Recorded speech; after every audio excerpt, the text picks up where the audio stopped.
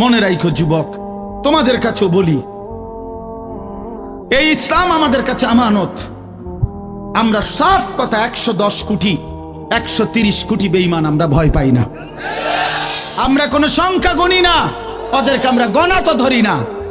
আমাদের একজন, আমাদের শুধু একজন, আগেও একজন, এখনো একজন, আগামী দিনেও একজন, তিনি আল্লাহ। বলো ভাই কে? আর তিনি আকবার, তিনি সবচেয়ে বড়, সবচেয়ে বড়, তিনি বড়, একজনই বড় আমাদের, আল্লাহু আকবার। বলো ভাই, সবাই বলো, জোরসে বলো ভাই, আল্লাহু আকবার, আল্লাহু আকবার, আল্লাহু আকবার। বলো বলো, আওয়াজ করে বলো, বলো বলো। বেঈমান শুনুক, কাঁটা তারের বেড়ার থেকে শুনুক বেঈমান। বড় স্লোগান দাও, আল্লাহ বড়, আল্লাহু আকবার, আল্লাহু আকবার, আল্লাহু আকবার। আল্লাহই বড়, আল্লাহই বড়, আল্লাহই বড়। 110 কোটিকে আমরা হিসাব করি না। ইনশাআল্লাহ এই বাংলাদেশের ইমানদার মুসলমান আমরা কলিজার খুন দিয়ে হলো মাতৃভূমির প্রতি ইঞ্চি জমিন আমরা হেফাজত করবো ইনশাআল্লাহ, ইনশাআল্লাহ। সোজা কথা, কোনো সন্দেহ নাই, এতে কোনো সন্দেহ নেই। আমার মতো 2, 4, 10, 50 হাজারের রক্তে জমিন হয়তো ভাসবে, কিন্তু এদেশেও ইনশাআল্লাহ কালেমার পতাকা উঠবে ইনশাআল্লাহ। হ্যাঁ, এদেশে হিন্দু থাকবে, কোনো অসুবিধা নাই। আমরা কোনো সময় আমরা তাদের উপরে জুলুম করি নাই, কিন্তু জবাই যুবক মনে রাখো, এ কথার উপরে প্রতিবাদ করতেই হবে যে ইসকনের গুন্ডারা, সন্ত্রাসীরা এই দেশে থাকতে পারবে না। ইসকন সন্ত্রাসী, ইসকন গুন্ডা, গুন্ডা, হিন্দু গুন্ডা, হিন্দু সন্ত্রাসী। অতএব ইসকনের অন্তর্ভুক্ত কোন হিন্দু সন্ত্রাসী গুন্ডা এদেশে থাকতে পারবে না। এদেশে সাধারণ হিন্দুরা থাকুক, কোনো আপত্তি নেই। আমরা কোনোদিন তাদের উপরে কোনো জুলুম করি নাই, কেউ করে নাই, কেউ করে নাই, কেউ করে নাই। 5ই আগস্টের পরে ওদের মন্দির আমাদের মুসলমানের সন্তানরা পাহারা দিছে, আর বিনিময়ে তার প্রতিদানে বেঈমান আমাদের মুসলমান শহীদ অ্যাডভোকেট সাইফুল ইসলাম আলিফকে জবাই করে দিয়েছে। এই ছিল বিনিময়, এই ছিল প্রতিদান। তোমরা যুবক ফিরে আসো ভাইয়া, আগামীর সম্ভাবনা ভাই আমার, এটা মনে রাখো ভাইয়া, আগামীর সম্ভাবনা নিশ্চিত ইসলামের। সারা বাংলাদেশ হিসাব ধরো না, সারা পৃথিবী মিলাইয়া ধরো।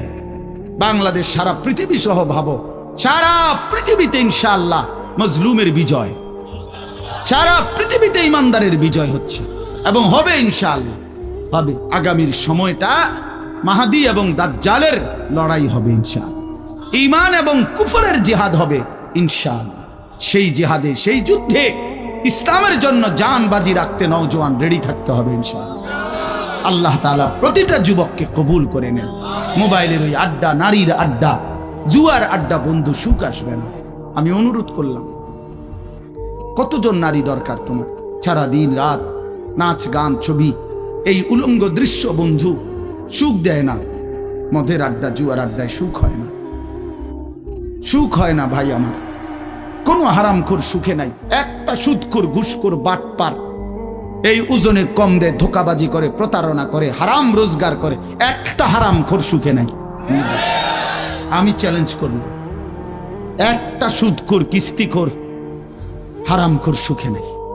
একটা নেশাখোর জুয়ারি সুখে নাই, সুখে নেই। বেপর্দা নারী একটাও সুখে নাই, একটাও না, একটাও না।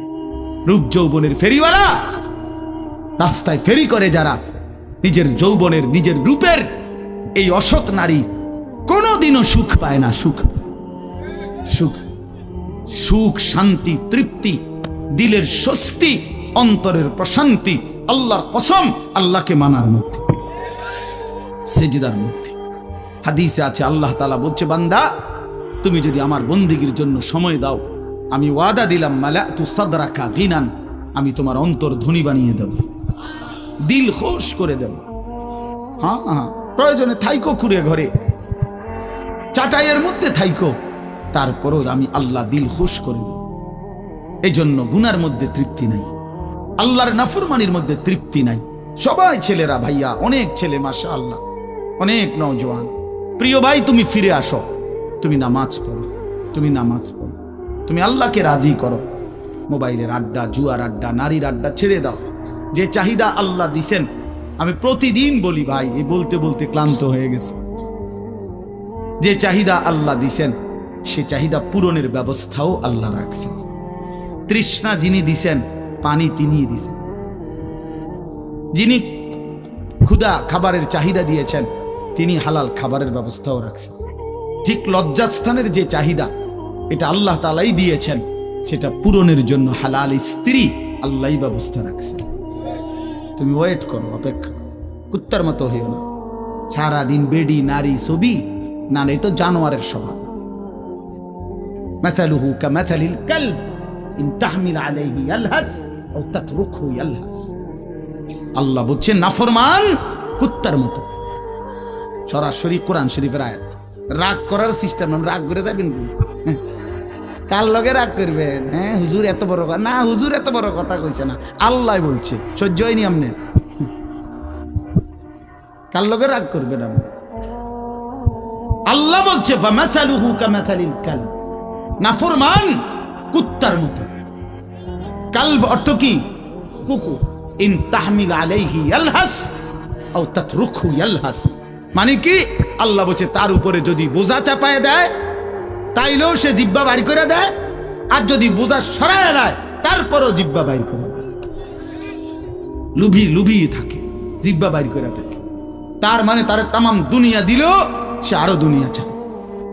আবার না দিল এই আফসুসে করে। তো তৃপ্তি হলো কই? তৃপ্তি হলো কই? দুনিয়া তৃপ্ত করে না, দুনিয়ায় তৃপ্তি মিলে না বন্ধু। এটা তৃপ্তের জায়গা নয়, এটা তৃপ্ত হওয়ার জায়গা নয় বন্ধু। আল্লাহ তাআলা কোরআনে ওয়াদা দিছে, বান্দা জান্নাতে আইসো, তোমার আমি তৃপ্ত করে দেব, সুখে ভরে দেব।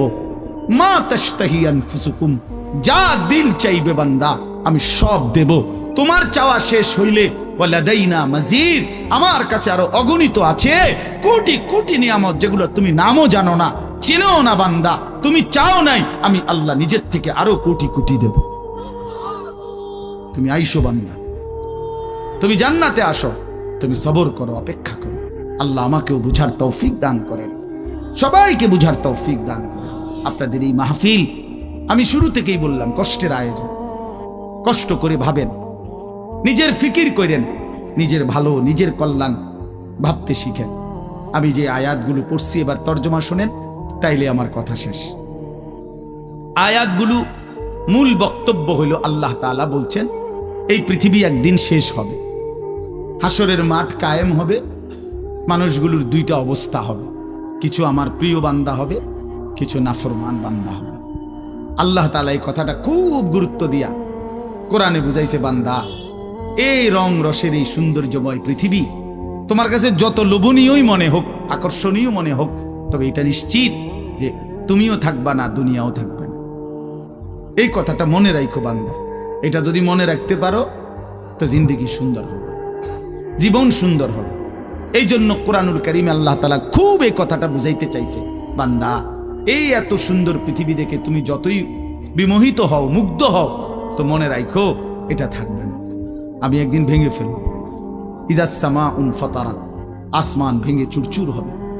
বা ইদাল কাওয়াকিবুন তাসারাত, তারকারাজি খসে খসে পড়বে, পাহাড়গুলো উঠতে থাকবে তুলার মতো। ওয়া তাকুনুল জিবালু কাল ইহনিল মানফুশ ওয়া বুসাতিল জিবালু বাসসা, পাহাড়গুলো তুলার মতো উঠতে থাকবে, সাগর নদীর পানিগুলো টকবক করে উতরাইতে থাকবে। মা তার কোলের বাচ্চাকে ছুঁড়ে ফেলে দিবে, গর্ভবতী নারীর বাচ্চা নিজে নিজে বের হয়ে যাবে, সব মানুষ পাগলের মতো মাতালের মতো হয়ে যাবে।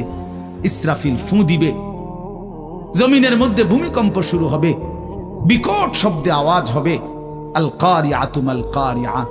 আল্লাহ তাআলা এই কথাগুলো বহুভাবে বহু আয়াতে বুঝাইতে চাইছেন, বুঝাইয়া বলছেন, বান্দা একদিন তুমিও শেষ হবা, আমার এই সৃষ্টি জগৎ শেষ হবে, হাসরের মাঠ কায়েম হবে।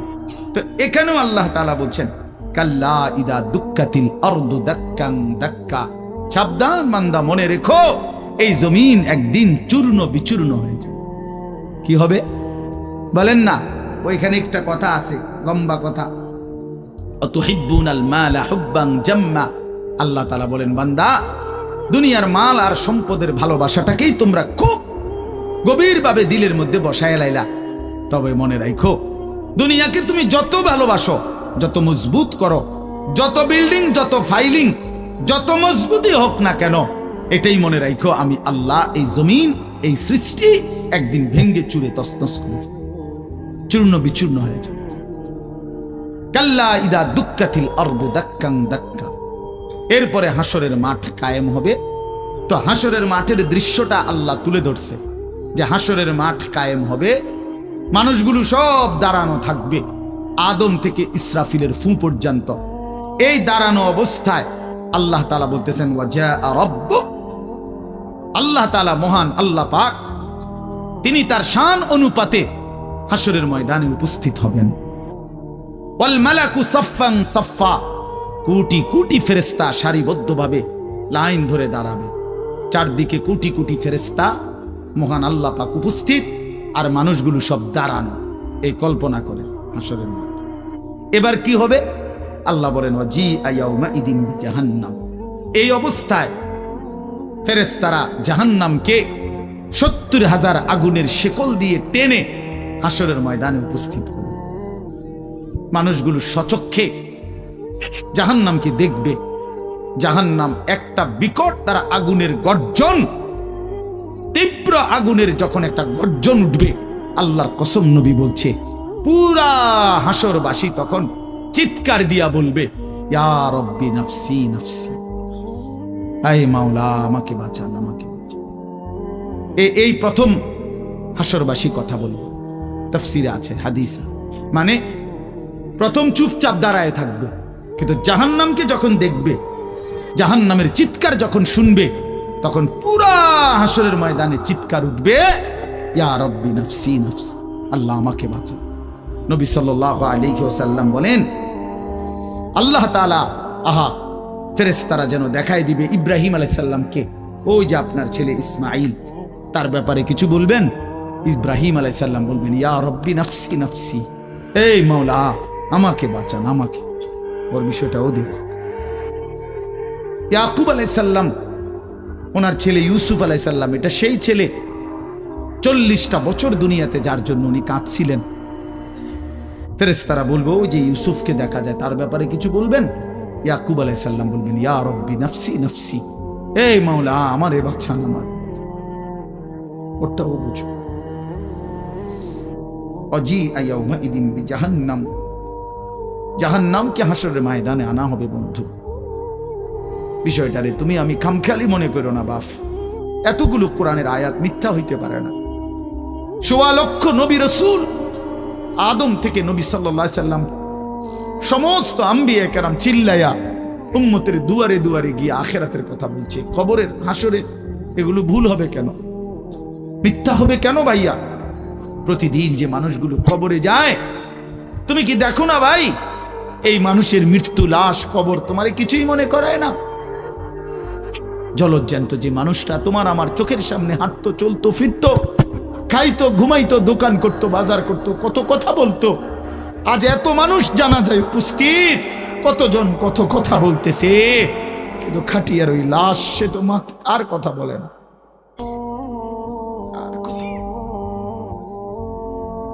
আর কথা বলে না। আমি তো আমার বাবার লাশ দেখছি, আমার বাপ সারা জীবন দেখতাম, আব্বারে দেখছি আমি বুঝাওয়ার পরে সারাক্ষণ বলতো, আমার সময় নাই, সময় নাই। আমার মসজিদ, আমার স্কুল, যে বাবারে দেখতাম ফজরের পর থেকে রাত 11 তো দৌড়াইতেন, শুধু ব্যস্ত ছিল। সেই বাপ একদিন স্তব্ধ হয়ে গেছে।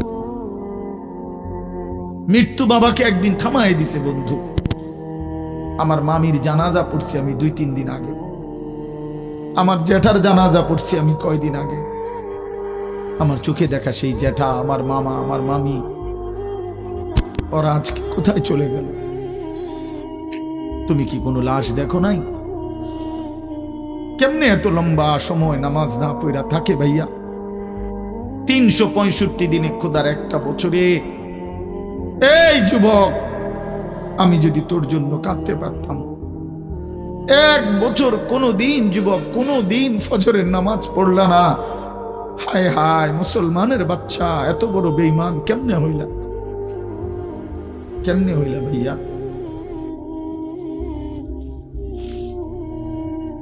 এ কেমন জিন্দিগি ভাই? কোনদিন নামাজ পড়বা না? একজন মুসলমান 30 বছর মিথ্যা বলে। হোসেন ভাই, একজন মুসলমান 30 বছর সুদ খায়। ওফো, এটা কেমন ভাইয়া? ইনসাফের সাথে বলেন, ইনসাফের সাথে বলেন। হা ওয়াজিআ ইয়াওমাইদিন বিজাহান্নাম ইয়াওমাইদিন ইয়াতাযাক্কারুল ইনসানু ওয়া আন্না লাহুদ যিকরা। রব্বুল আলামিন বলেন, নাফরমান জাহান্নামের দিকে তাকিয়ে তার পুরা জিন্দেগীর সব কথা মনে পড়বে। ওয়া আন্না লাহুদ যিকরা, কিন্তু আল্লাহ বলেন, বান্দা মনে পড়ে বলো না, কি লাভ হবে? বুঝে তো আসবে বান্দা, মনে তো পড়বে সব, কিন্তু লাভ কি হবে বলো? কি লাভ হবে? ইয়াকুলু ইয়া লাইতানি কদ্দামতু লিহায়াতি। নাফরমান তখন বলবে, হায় আফসুস, ইয়া লাইতানি, হায় আমার আফসুস, মন্দ কপাল, আমি যদি দুনিয়ার হায়াতে থাকতে আজকের এই আখিরাতের জন্য কিছু পাঠাইতাম।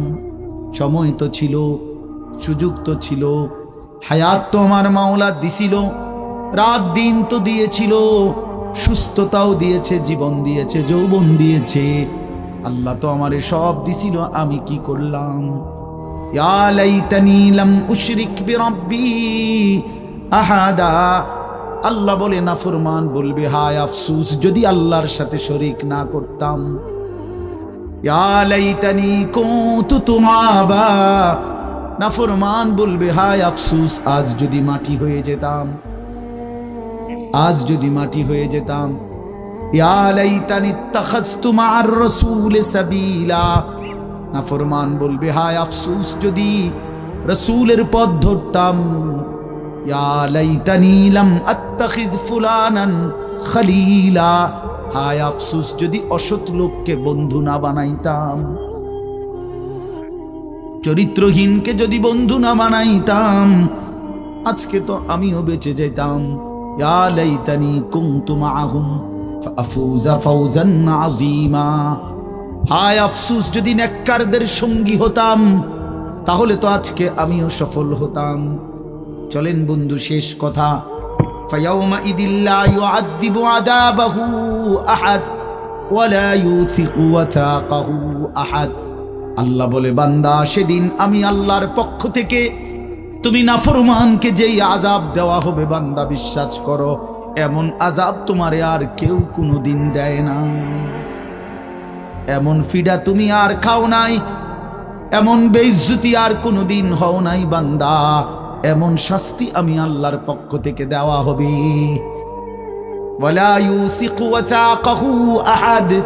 আল্লাহ বলে, নাফরমান, আমার ফেরেশতা তোরে যেই বাঁধাটা বাঁধবে, এমন শক্ত বাঁধা বান্দা তোরে আর কেউ কোনোদিন বাঁধে নাই। আল্লাহ আমাকেই মাফ করে দেন। ইয়া আইয়াতুহান নাফসুল মুতমাইন্নাহ। বিপরীত দিকে এবার আল্লাহ তাআলা ইমানদার নেককার বান্দাকে ডাক দিবে। মানে ওই যে এনেটা ফিডাফিডি চলতে আছে, নাফরমানরে টাঙ্গাইয়া ফিরতে আছে, বানতে আছে, একটা মায়ের চলতে আছে, এই কারণে আবার আমার নেককার বান্দা নিয়ে আবার ঘাবড়ায় যায়। আমার আব্বারে দেখতাম, এত রাগী মানুষ ছিল। আমগো বড় কোনো ভাইরে যদি আব্বা লাঠি নিত ফিডার লেগা, আমার মনে আছে ছোটবেলায় আমি দেখেই কাইন্দা দিতাম, চিৎকার দিতাম। আব্বা কইতো, না না তোর তো আব্বা কিছু কই না আব্বা। তো আল্লাহ তাআলা বলেন, আমার ইমানদার বান্দা নিয়ে আবার ঘাবড়ায়া যায়। তা আল্লাহ নিজেই ডাক দিবেন, ইয়া আইয়াতুহান নাফসুল মুতমাইন্নাহ। হে আমার প্রিয় আত্মা, পবিত্র আত্মা, প্রশান্ত আত্মা, আমার ইমানদার বান্দা, ইরজিই ইলা রাব্বিক, কোন ঘাবড়ায়ো না, তুমি তোমার মাওলা আমি রবের কাছে আসো।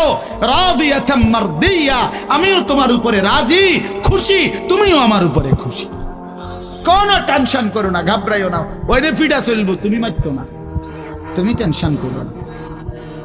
ফাদখুলি ফি ইবাদি ওয়াদখুলি জান্নাতি, আল্লাহ বলবে আমার নেককার বান্দা, প্রিয় বান্দা, তোমার আমার আরো নেককার বান্দা এখানে আছে, ওদের সাথে গিয়া মিশো, একসাথে আমার জান্নাতে ঢোকো, আমার জান্নাত। এই শেষ কথাটা বলি, প্রিয় ভাই হযরত মাওলানা মুফতি ইয়াসিন আহমদ ফারুকি মাওলানা সাহেব অসুস্থ বললেন, শুনছি আমি, আল্লাহ তাআলা পুরাপুরি শিফায়ে কামেলা আজেলা দান করে। আমি নিজে কোমরের ব্যথা আছে 2 দিন, প্রচন্ড ব্যথা, এরপরও আল্লাহর দয়ায় আসার সুযোগ হয়েছে। তো বলতেছিলাম ভাইয়া, এই শেষ কথাটা হলো, এখানে একটা কথা আছে, ওয়াদখুলি জান্নাতি, এই জান্নাতি, আল্লাহ বলবে বান্দা আমার জান্নাতে ঢোকো। তো তাফসীরের মধ্যে লিখছে, ইমানদার বান্দা, নেককার বান্দা, তার সারা জিন্দেগির কষ্ট মেহনতের বিনিময়ে, আমলের বিনিময়ে হাসরের ময়দানে আল্লাহ যখন বলবে আমার জান্নাতে ঢোকো, আল্লাহর কসম ইমানদার বান্দা খুশিতে আনন্দে আত্মহারা হয়ে যাবে যে মালিক আমারে মালিকের জান্নাতে ঢুকতে দিছে। কালকে আমি এক জায়গায় মাহফিলে যাইতেছিলাম, তা আমার একজন ঘনিষ্ঠ বন্ধু কোম্পানিগঞ্জ বাজারের ব্যবসায়ী নুরুল আলম ভাই, ওরে আমি ফোন দিলাম, দোস্ত আপনি কই? কয় আমি তো যাওয়ার জন্য রেডি হয়েছি। আমি বলছি না না, আপনি আমার গাড়িতে যাবেন, আপনি আমার গাড়িতে যাবেন। তো এই কথা বলাতে সে খুশিতে আনন্দে, আর বলেন কি হুজুর আমার আপনার গাড়িতে নেবেন? আমি হ্যাঁ আমার গাড়িতে আপনি যাই, এই কথা বলাতেই খুশি হয়ে গেছে সে। তো রব্বুল আলামিন যখন বলবে বান্দা তুমি জান্নাতি, আমার জান্নাতে ঢোকো, বান্দা বলবে মালিক আমি সব পাইয়া লাইছি, আমি সব পাইয়া লাইছি। এই জন্য ইনশাআল্লাহ কেউ না উঠি, ছেলেরা ভাইয়া তোমরা উঠো না বাপ, দয়া করে সবাই মেহেরবানি করে আমাদের প্রিয় ভাই হযরত মাওলানা মুফতি ইয়াসিন আহমদ ফারুকি দামাত বারাকাতুহুমুল আলিয়া, তার জবান থেকে নসিহত শুনে দোয়া করে এরপরে আমরা যাওয়ার চেষ্টা করো। আল্লাহ তাআলা সবাইকে ভালো করেন, প্রত্যেকেই নামাজের ফিকির করি, 5 ওয়াক্ত নামাজ পড়লে ইনশাআল্লাহ জিন্দেগি সুন্দর হবে।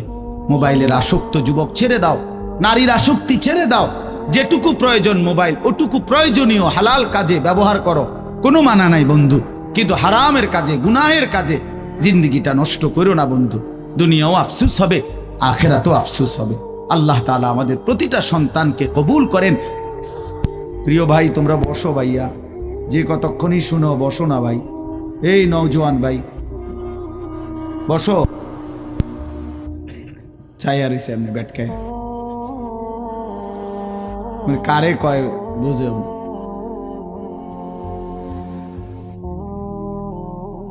বসে সবাই।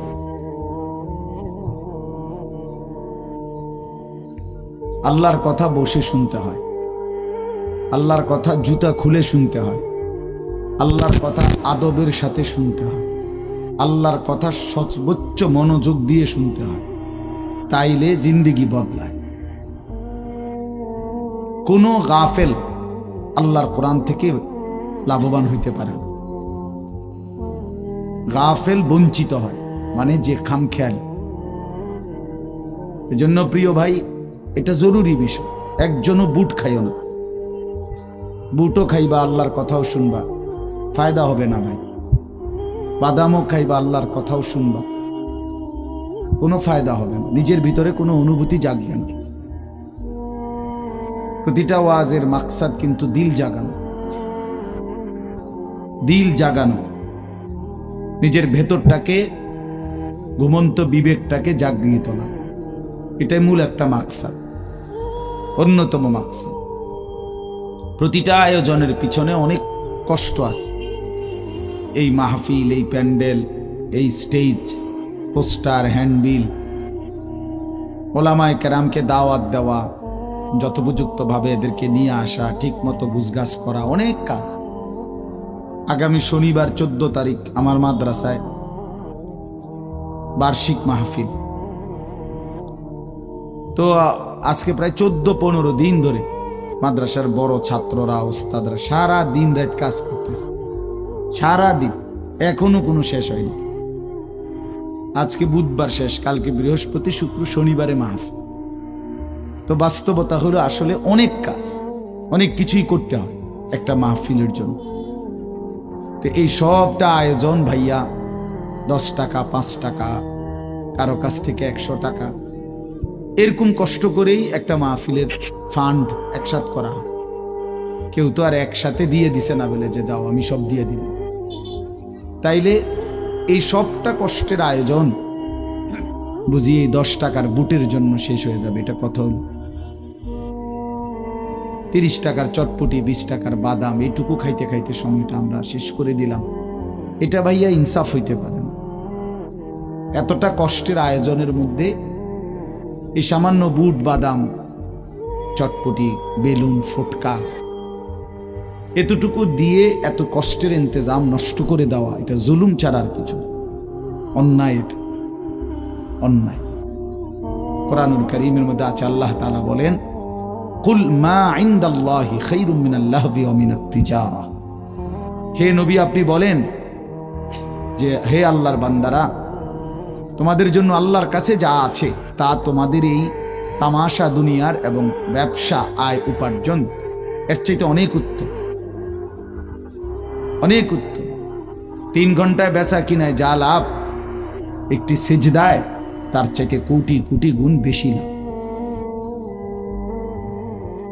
তোমার সারাদিনের বেচা কেনায় যা মুনাফা, আল্লাহকে একবার ডাকার মধ্যে তার চাইতে কোটি গুণ বেশি মুনাফা। এই জন্য এটা বহুত কথা বলো না। এই ভাই, 2টা চাটাই বিছাইতে গেলে এতগুলো কথা বলো কেন?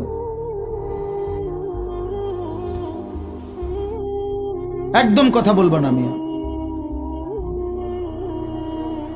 ভাই তোমরা যদি বসতে রাজি না হও তো বাইরে চলে যাও। হ্যাঁ যাও, বাইরে যাও। 2-4 জন গাফেল না শুনলে কি হইছে?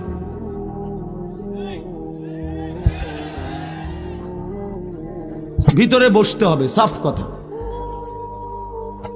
যার দরকার বসবে না সে বাহিরে ঘুরুক, অসুবিধা। বাহিরে বুট আছে, বাদাম আছে, চটপটি আছে, বন আছে, চা আছে, ভিজে খেব চা দিয়ে। এই জন্য ভাই এটা জরুরি। আমি এ ব্যাপারে শক্ত। আল্লাহর কথা দিল দিয়ে শুনতে হয়, আল্লাহর কথা মনোযোগ দিয়ে শুনতে হয়। যাদের হাতে মোবাইল, আমার অনুরোধ ভাইয়া, এই হাতে ধরা মোবাইলগুলো নামায় ফেলো, ভালো হবে। আমি অনুরোধ করলাম, এটা ভালো হবে। আল্লাহর কথা আমাদের চোখের দিকে তাকাইয়া শুনলে এতে ফায়দা বেশি হবে। এই মোবাইল ধরে রাখলে জেহান ইন্তেশার হয়, মানে দিল বিক্ষিপ্ত হয়, অন্তরের মধ্যে থাকে যে মোবাইলে উঠতেছে কিনা, তো মনোযোগটা থাকে মোবাইলের দিকে। মোবাইলে তো উঠছে কিন্তু আমার নিজের জন্য কিছু হলো না, তো কি ফায়দা হলো ভাই? মোবাইলে ওয়াজের কোনো অভাব নেই। আমাদের এক এক বক্তার ওয়াজ হাজার হাজার, সবাই, সব বক্তাদের ওয়াজে আছে, মোবাইল আছে না, অজস্র, অগণিত। পৃথিবীতে একটা সুই পড়লেও ওগুলো মোবাইলে উঠায় ফেলে। তো কাজেই এটা কোনো আশ্চর্য কিছু না। 1 কোটি ওয়াজও যদি কারো মোবাইলে থাকে, এটা আখেরাতের মুক্তির জন্য, পরকালের জন্য ন্যূনতম কোনো ফায়দা আনবে। দেখার বিষয় হলো নিজের মধ্যে কি আমি কিছু নিলাম কিনা। আমি এই জন্য বললাম যে মাকসাদ নিজের ভিতরে বিবেক জাগানো, দিল জাগানো। এটাই যদি না হয় তো মানুষ জমছে ঠিক আছে, বক্তাও আসছে, মাহফিলও হইছে, কিন্তু সবাই সবার মতো যার যার মতোই আসছে আর গেছে, তাইলে কোনো লাভ হলো, যা আয়োজনই হলো কতগুলো টাকাই খরচ হলো।